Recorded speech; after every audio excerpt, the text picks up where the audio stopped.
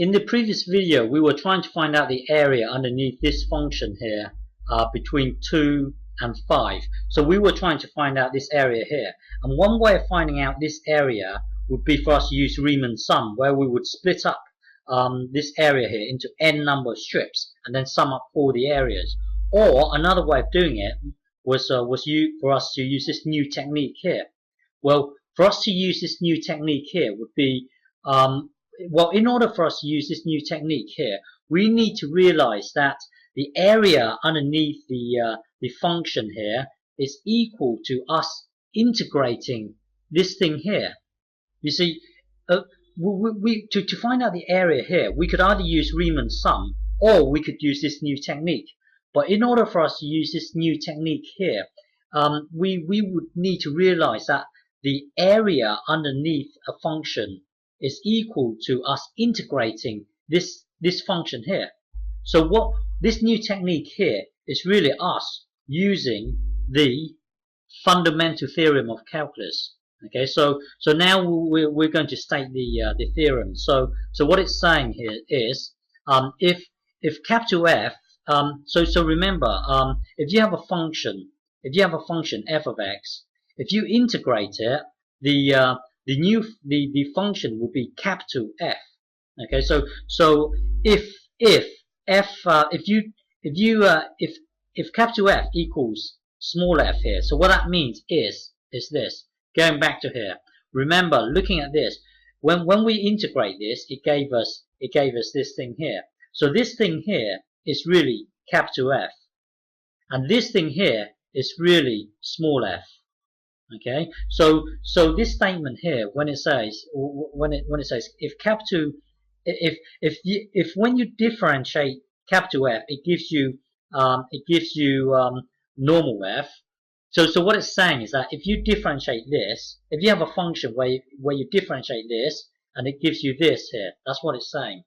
Okay, so this here, in a way, this here is our capital F, and this here is our normal f here. So what it's trying to say is that if you have a function that differentiates to this, so basically what they're saying is that if this here is an integral of this, or when you differentiate this, or when you integrate this, it gives you this.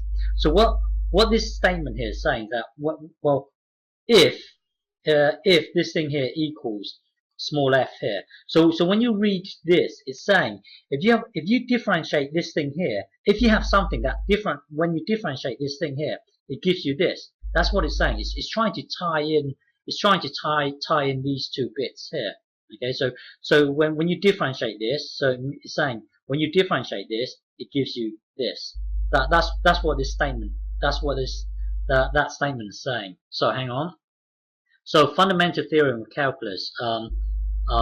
If capital F, if when you differentiate capital F, it gives you f. If that's the case, then well, remember, this here's the area underneath the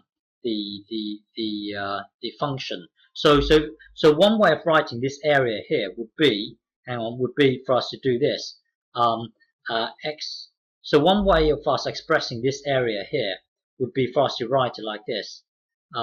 X squared is the function, and then dx from 2 to 5. So this bit here is really us expressing this area here. Okay, so hang on. So going back to here, if this here is true, then the area between A and B is given by us integrating this thing here. Okay, so hang on. So if this here is the case, then the area, so this here is our area here, is equal to us integrating this thing here. Okay, it's for us to integrate it, and then we've got from B here to A. Okay, so when you look at this here, hang on.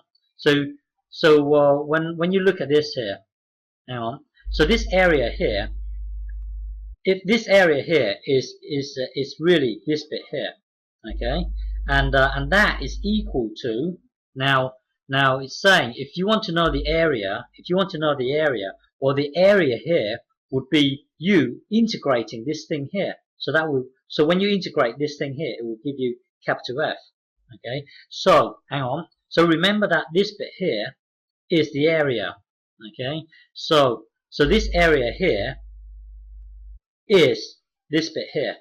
Okay, so it's saying if you want to know the area, so if you want to know this, which is this bit here, so if you want to know this, then the area is equal to, so that's equal to here, equal to this thing here. So it's saying if you integrate this, which would then give you capital F. Okay, so hang on. So the area here is equal to you integrating this. That's capital F here. So hang on.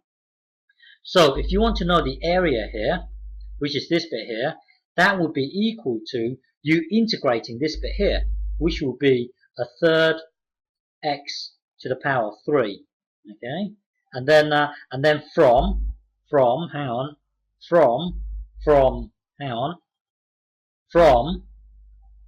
B to A. So from B to A here. So hang on. So you integrating it. When you integrate this, it will give you this thing here. So this here is your B.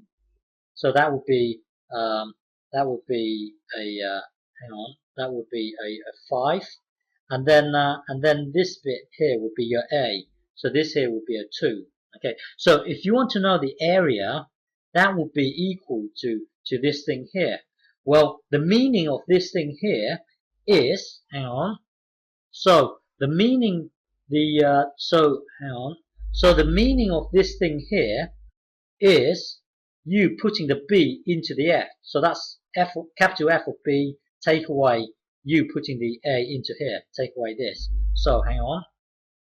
So the meaning of this thing here would be for you to put this into here. So that would be well, 5 to the power of 3 would be 125. So this here is capital F of B. Okay, and then take away, and then you've got to put this into here. So that would be 8 over 3. You see, this bit here is your capital F of A. Okay, so this here is your capital F of B. So the fundamental theorem of calculus, the fundamental theorem of calculus 1. Later on, there will be another important theorem. Okay, so if this is the case, then the area is equal to you integrating this thing here. Okay, and the true meaning of this thing here would be this, where you would put where you would put B into here, and then A into here. Okay, so yeah, so that's the fundamental theorem of calculus.